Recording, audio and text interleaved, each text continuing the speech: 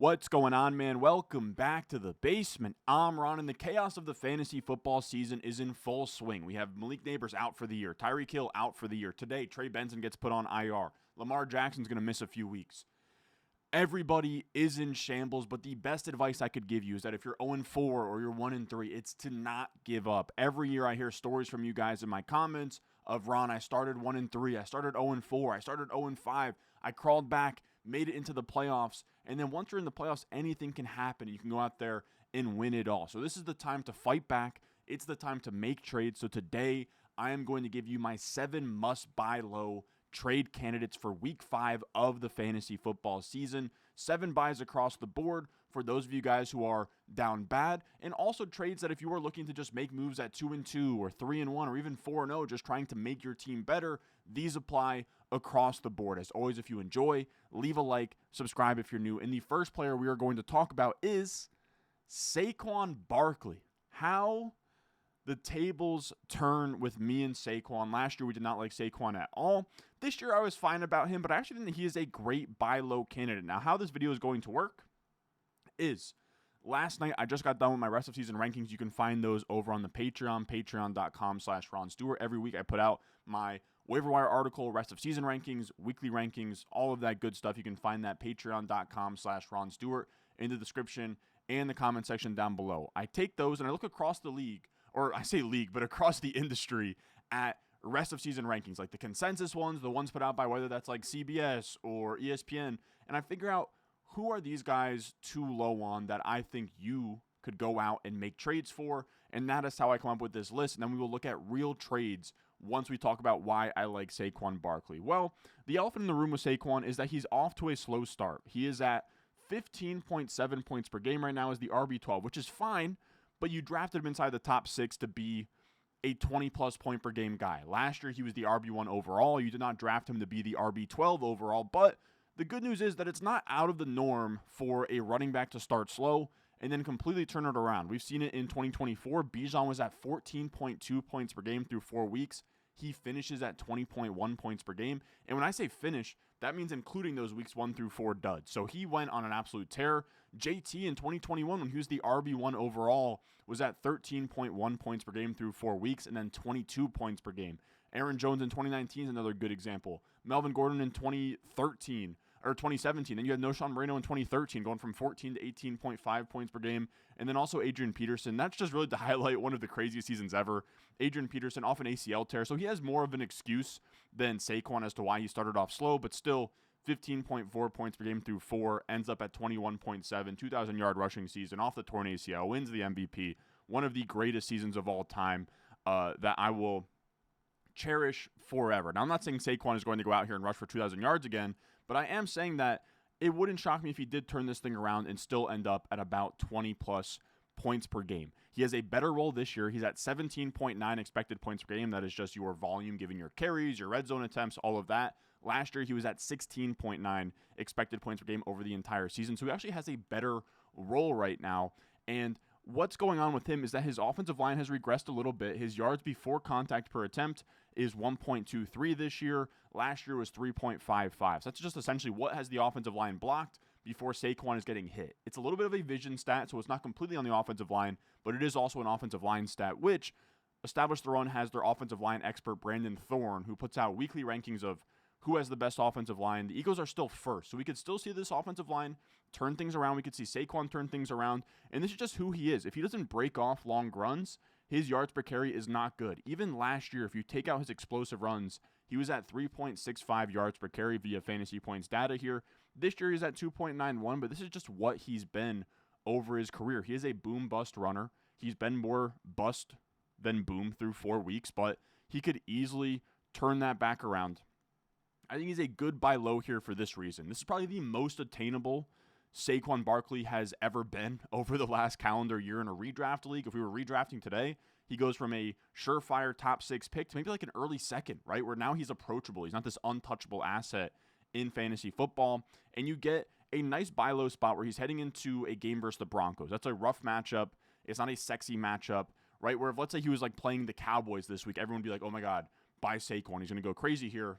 He's kind of under the radar right now. But then he gets the Giants in week 6 and then again in week 8 2 revenge games versus a defense that is allowing the 5th most points to running backs.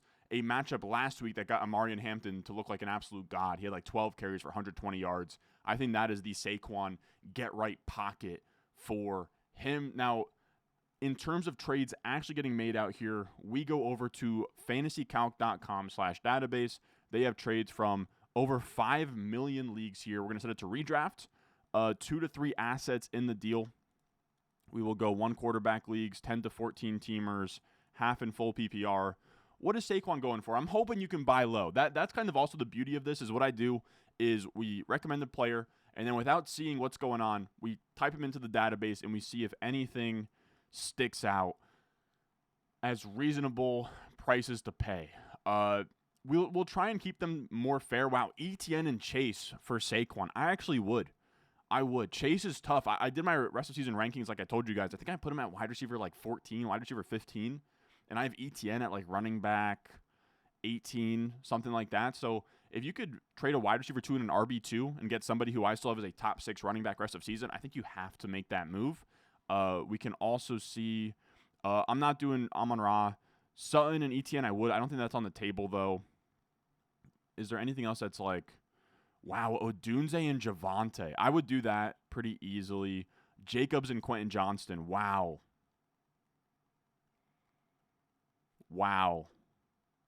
That is the breaking point to me. Because Jacobs looks really good and Quentin Johnston looks really good. That to me is the breaking point where I wouldn't really give a lean either way. This is a 2 wide receiver, 2 flex league in a 14-teamer where I get that you need the depth. So to me, that's a coin flip. That is like the exact value of how I would have Saquon. I would only prefer Saquon here in shallower leagues. Like if it's a 2 wide receiver, 1 flex type of deal. Derrick Henry and Waddle for Saquon. I think I would do that as well. Derrick Henry's looks pretty rough. Jalen Waddle, I think, is actually kind of a sell-high candidate. I like Jalen Waddle, don't get me wrong, but if he can get an artificial boost from this Tyreek Hill injury, I don't hate it. Puka for Saquon, absolutely not. Bucky Irving and Olave for Saquon. Yeah, but with the Bucky injury, I don't think that's on the table anymore. Let's try and pick out one more here. We're seeing a lot of like Derrick Henrys. I will say, if you can do Addison and Derrick Henry for Saquon, I would. Hampton and Walker for Saquon. That's the most I could pay. But I will say I am pleasantly surprised. Like, he's attainable. You don't have to give up anything crazy in these deals.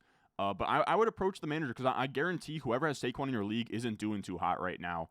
It's just been tough. He's kind of one of these silent killers where 15 points per game is like about what Breece Hall gave you last year as a top 6 pick, and that's just not going to be enough to pay off. I could be wrong, though. I think Breece was in that 12 to 15 point per game range, and it's not enough to get your team wins. And our second trade candidate, our second buy low here is another Eagle. I hate to say it, I'm just betting on the Eagles. I just think trading for Eagles right now in terms of, I would say Jalen Hurts, A.J. Brown, Devontae Smith, and Saquon are all fantastic buys. I think people forget super easily. This is what the Eagles did last year. They were 14th in EPA per play through 4 weeks last year. From weeks 5 on, they were 5th in EPA per play. EPA per play, by the way, is just offensive efficiency on a per-play basis.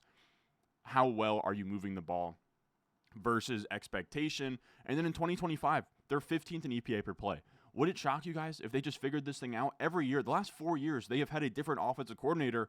It makes sense to start out slow, have some growing pains. This is a well-oiled machine at this point. They've done it 4 years in a row of this new offensive coordinator thing, them having high expectations, Sirianni getting them to the playoffs. I think they're going to wake up. I think they're going to have kind of a breakthrough game, and then this offense is going to operate as normal. Their neutral pass rate isn't even the lowest in the league, so it's not like they're going to have one of these historically low passing seasons. A.J. Brown, I think, is going to get the squeaky wheel treatment here. And then once you have this matchup versus the Broncos, you get some really nice matchups in this division. You get 5 games total versus Washington, the Giants, and Dallas because they already played versus the Cowboys in week 1. Assuming they don't play one of these guys in week 18, which I probably should have checked, but I imagine they do play a division game in week 18, which is going to kind of suck. Yeah, so they play the Commanders. Okay, so you get 4 games. You get the Giants. You get the Broncos this week. That's going to be a tough matchup. But then you get the Giants. Then you get the Giants again. Then you also get the Cowboys, the Bears, the Raiders, and the Commanders in the fantasy football semifinals. So it's a really light schedule for the Eagles in terms of fantasy point scoring for wide receivers. And again, I just think that they are going to figure things out in this offense. They are one of the blue chip franchises in the NFL to me at this point. And I think buying low on them is probably a sharp move. Now, in terms of what A.J. Brown is going for on the market, I think that there's got to be a buy low opportunity. Like, he is somebody that I'm seeing in rest of season rankings as like a back end wide receiver too. I'm still holding pretty firm on him as like a top 15 option. I don't think I would trade Chase for A.J. Brown straight up. Like, I think the market still, like you can see here, the value is slanted towards Chase. If you can do Chase for A.J. Brown in a plus, like A.J. Brown in a piece, I would love that. Like, can you do A.J. Brown and a guy we'll talk about in a second, like Bill Krosky Merritt for Jamar Chase? I would be open to it. Or really any like fun running back. Can you do like R.J. Harvey? Can you do Trevion Henderson? Something like that, like a small plus on the other side. I would do, this just comes down to if you need a wide receiver or a running back, but I would do Walker for Brown. At this point, I prefer Brown over Ladd McConkey as well. Ashton Genty for A.J. Brown and Kittle. Wow. That is really close. If you don't need a running back in the situation, I think I would take Kittle, A.J. Brown's side. Amari DiMercato and Tetairoa McMillan. I'd probably take A.J. Brown's side, but that's really close. Quentin Johnson for A.J. Brown, I would do that. Swift for A.J. Brown easily. Yeah, so you're seeing legitimate buy low opportunities. I still have A.J. Brown over Brian Thomas. I'm just much more sure in A.J. Brown's talent at this point. I would do Kamara for A.J. Brown. Yeah, so you can buy A.J. Brown low. So that's sweet. I would go out there and see, kick the tires on an A.J. Brown. And if you need a tight end, I think Trey McBride's not a bad buy low. He's flying under the radar. He's at 13.4 points per game. Whoever drafted him at the 2-3 turn is probably a little bit upset with his production so far. He was a 15.5 plus point per game guy last year, so that's 2 points per game less. He's not giving you an advantage at tight end, but I think that could change. I do. This Trey Benson injury, right? So James Conner out for the season. Now Trey Benson placed on IR, which I will say hand up. I do want to apologize. It's not like it's tough. I go out here on a limb every week and give you 5 to 10 players to go out there and buy. Not all of them are going to hit 100% of the time. The Trey Benson one was pretty brutal. He has a bad Thursday night game, gets hurt. So if you did trade for him, that one really stings. And I am sorry about that. Like, Trey Benson genuinely was a great trade candidate. Thursday night was bad. He gets hurt. And now if you did trade for him, you are in a tough spot. So there's really not much I can do besides just say that was a miss. But I do like Trey McBride here. For this reason, with Trey Benson now on IR, this is a team that's going to shift their identity from a running football team. Kyler on that Thursday night game had a season-high 41 attempts last week. That should only climb with this rushing game having now Michael Carter and Amari DiMercato. I will say, I've gotten this question a bunch, whether it's on Discord or Twitter.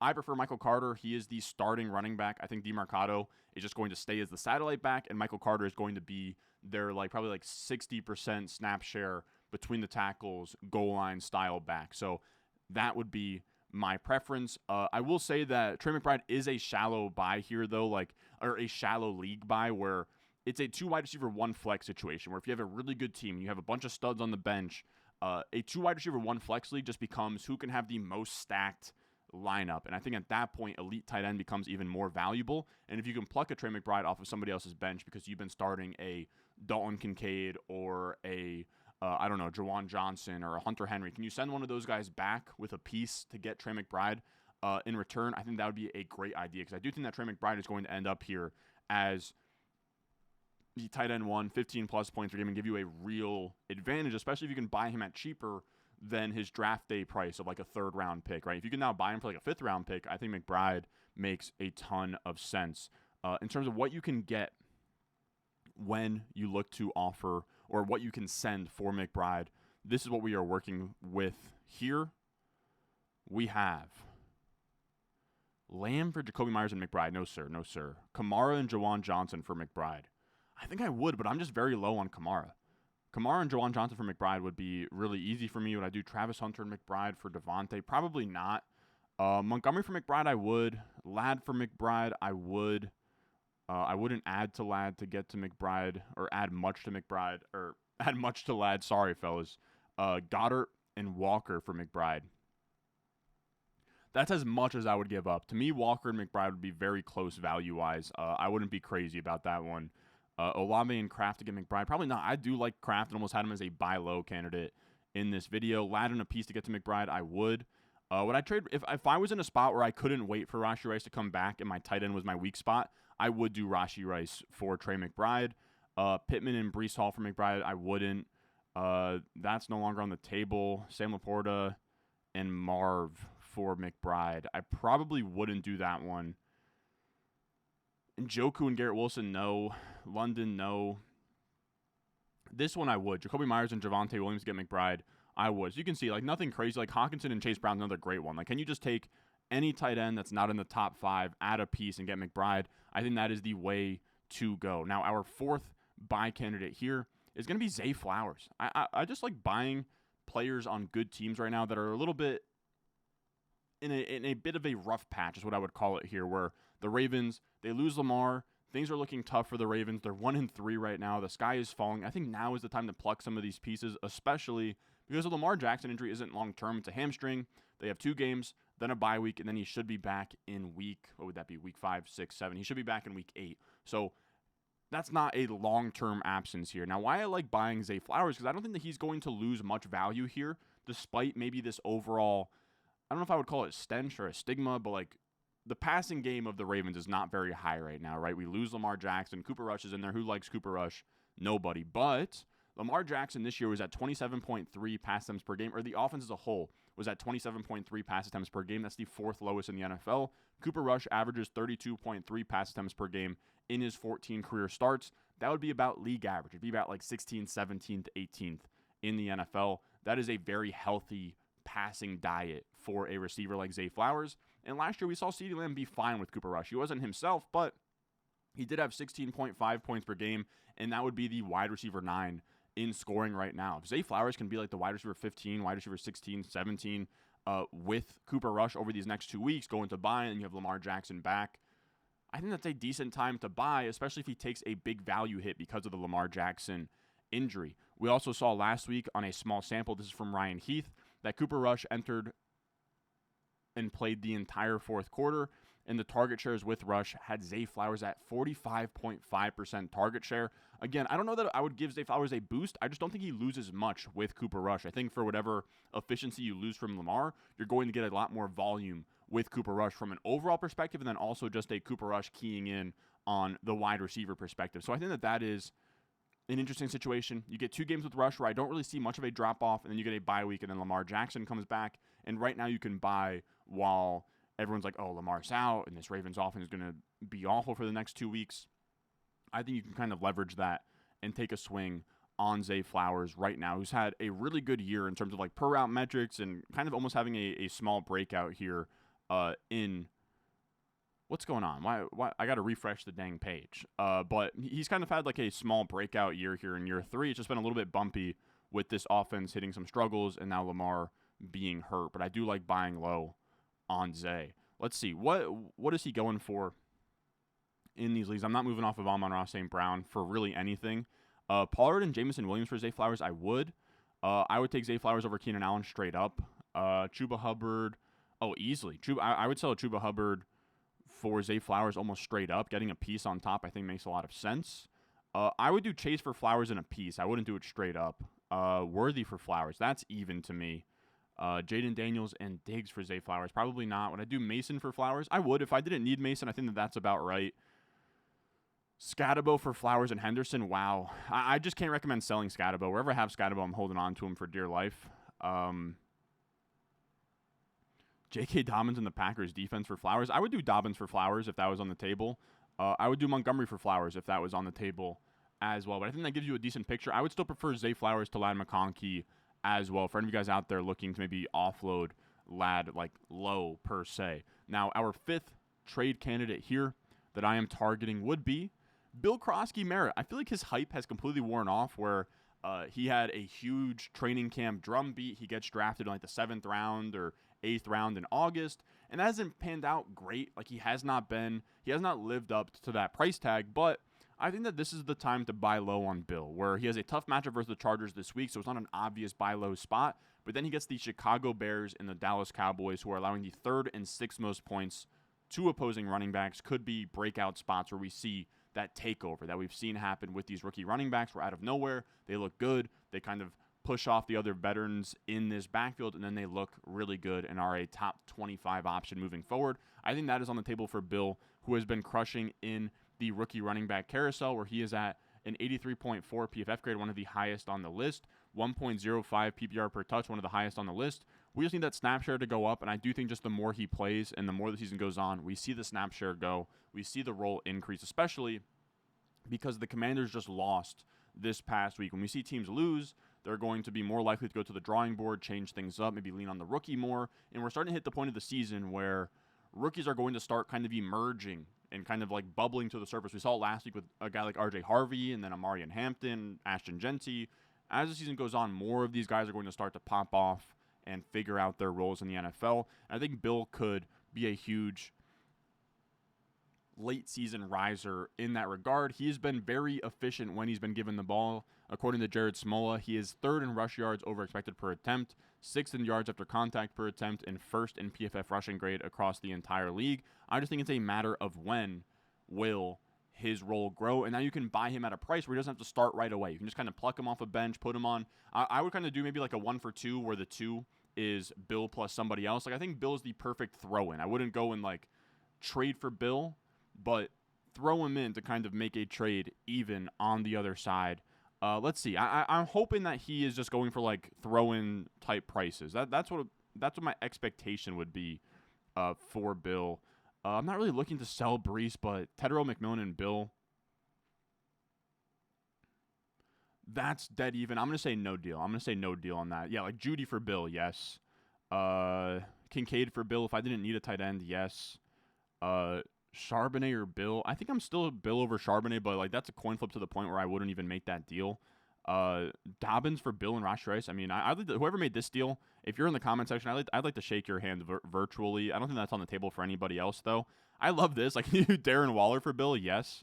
I would prefer Woody Marks to Bill right now, I will say. Like Shakir for Bill, yes. Would I do, wow, whoever made this deal, oh, is this today? Okay, so never mind. Njoku for Bill, easily. Chubb for Bill, easily. So you get what I'm saying. Like, he is right now free, and I like the idea of just plucking him off of somebody's bench. Same deal with Loveland, and I like having these rookies at the back of this buy low video because people aren't going to stay patient on these rookies, but we see every year, like week 9 on, these guys are league winners. You know, think of guys like Ladd McConkey last year. You were not putting him in your lineup in week 5 or week 4 and feeling good about it.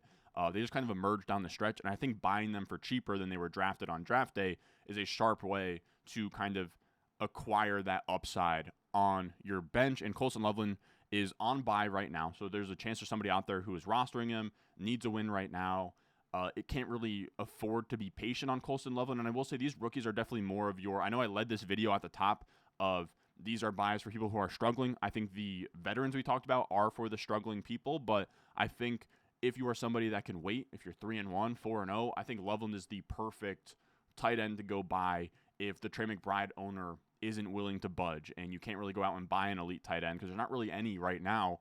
I think Loveland is a really good sneaky buy because the game that he played where he was healthy, he really did get involved. Ian Hartitz highlights it here in a very concise way, in a very smart way, where he said, Loveland hasn't gotten anything going, but wonder if a post by rookie bump could be coming. Had 3 targets on 5 routes in week 3 before suffering the hip injury.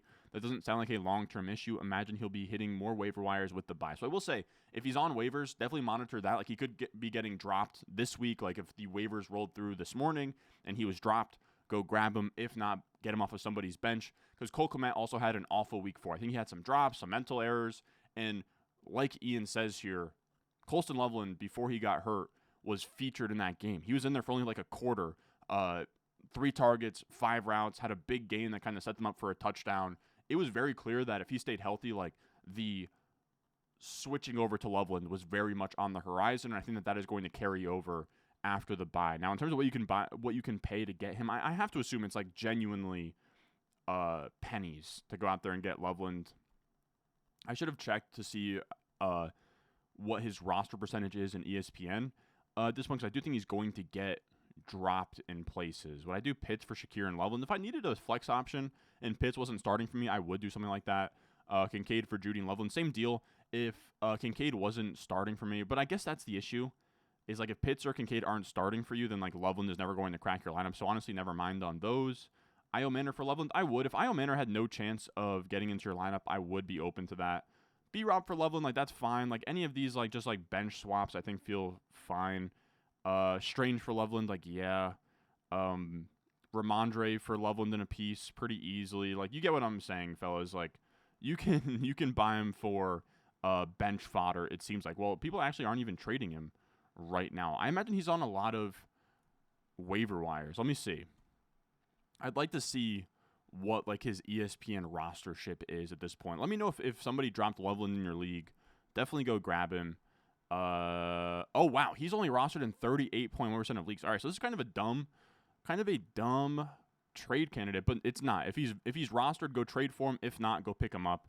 And then our last trade target is just another repeat that I don't want to keep hammering home, but I will say if you have Tetairoa McMillan, stay patient. If you don't have Tetairoa McMillan, see if you can buy him. He's a top 20 wide receiver for me rest of season. When I looked at consensus rankings, he's more in like the wide receiver 30 area. I think that's just too low. Rookies are going to get the hang of it as the season goes on. And we can see here, in terms of expected points per game, which is just your volume based on your targets, red zone looks, all of that, he is the wide receiver 10 in expected points per game. Of course, 11.4 points per game is just not going to cut it, but I think that we are going to see some positive regression here where he starts to climb towards that 15 points per game and gives you some monster games here. He gets Miami, Dallas, and the New York Jets here up next. Those are all bottom 5 defenses in EPA per play allowed to their opponents. So those are very easy cupcake matchups for the Panthers to get right. And I think as Jalen Coker comes back, we should see some of the defensive attention go away from Tetairoa McMillan.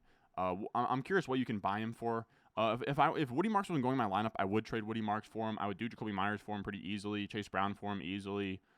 Warren for Tetairoa in a piece, I would do pretty easily. Again, Chase Brown, yes. Chase Brown in a piece, sure. Wow, I would do Trevion Henderson for him. And then I would do, not even the piece, but like Kamara straight up for Tetairoa McMillan, I would do as well. But you get the gist. Like he's not going for much. Like McLaurin, Slayton, that feels pretty crazy. Kamara for Tetairoa plus a piece, like absolutely. This is about where water meets level for me. Like just an RB2 like Mason for Tetairoa. If Mason's not going in your starting lineup, I think makes a ton of sense. But that is going to do it for us today. That is 7 buy low trade candidates for week 5 of the fantasy football season. I'm not telling you guys to go out there and flip your roster on its head, but definitely kick the tires. See what's going on out there. See if you can, get a good deal, improve your team. Again, if you're 0-4, 1-3, keep fighting. I should find I used to have a chart back in the day of like, if you start 0-4, if you start 0-5, like based on what your record is, your percentage of making the playoffs, it's really not as low as you would think after starting 0-4, especially if you're in a league that's like 12 people in the top 6 make it. All you got to do is claw to 500 and you can maybe sneak in. And then from there, you can make all the noise in the world in a single elimination format. But that's going to do it for us today. Again, my rest of season rankings can be found over on the Patreon, patreon.com/Ron Stewart. You can find that in the description and the comment section down below. But if you can't support there, just leave a like, subscribe if you're new, and I will see y'all in the next one.